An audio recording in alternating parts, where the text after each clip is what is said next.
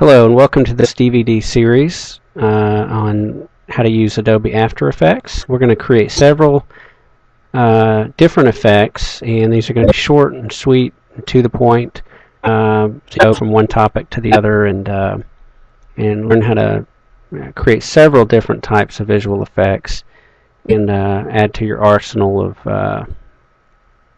of tools for when you're creating commercials or any kind of broadcast content.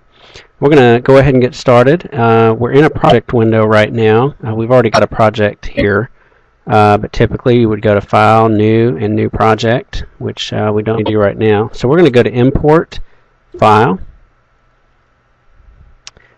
and we've got some graphics that have already been prepped.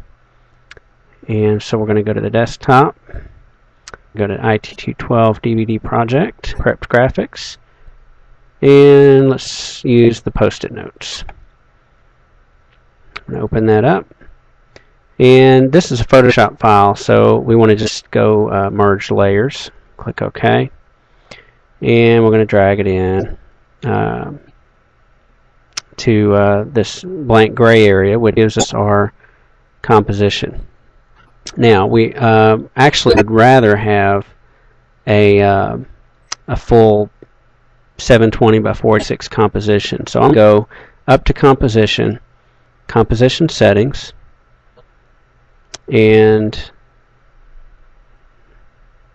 it looks as if we've got 720 by 46. So we're going to click OK, and we'll go from there.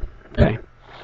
So now we're going to go to Layer, New, Solid, and this first effect is going to we're going to show you how to create a virtual shadow under your object to make it appear that it's on a floor.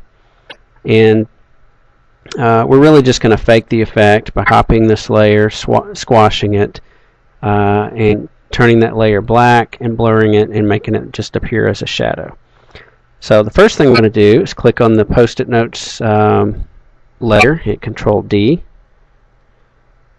and we're going to click on the bottom one, press Enter, and type in Post-it and hit caps lock and type in shadow so that we know definitely that that is the shadow and not the Post-it Notes layer. And we're going to squash that down by dragging that top little square.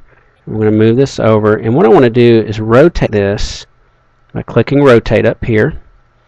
Rotate this so that the bottom edge is even with the edge of my Post-it notes right there. So I'm going to put it right about there.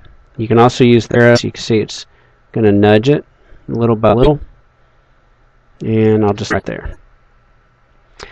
And I want to stretch this just a little bit, move it out, and right about there. And let's go down a little bit. Okay. So now what we're going to do is go up to Effect, Color Correction, and Levels. You'll get your Levels control here on your Effects controls. And I'm going to drag this from white over to black. I'm going to make that, I'm not going to go all the way, but I'm going to make that shadow very dark. Then we want to blur it, give it a little more realistic effect and a soft effect. So we're going to go to Directional Blur. I'm going to make this 90 degrees, and then we're going to click outside of here, press Enter. Then we can click on this blur length, and that's going to blur those graphics out that way.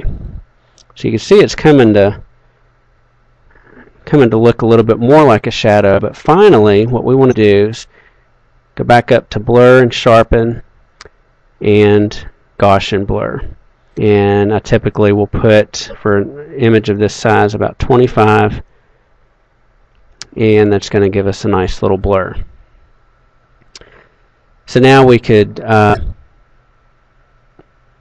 bring this in, and it appears, as we animate this coming in, it appears that this stack of Post-it notes is on a floor. We can move our shadow around, If we don't like where it is there, we can go around.